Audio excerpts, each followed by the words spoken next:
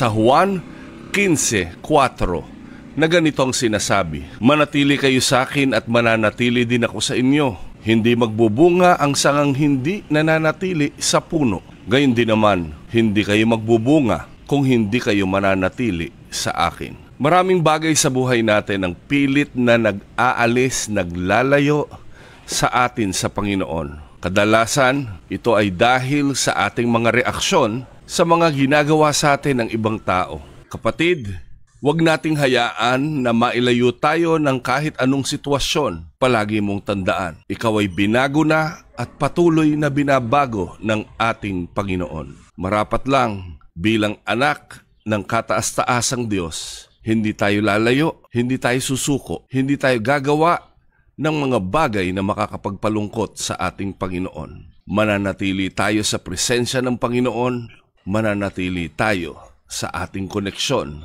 Nang sa gayon, lahat ng bagay sa buhay natin ay magtatagumpay na nagmumula sa ating Panginoon.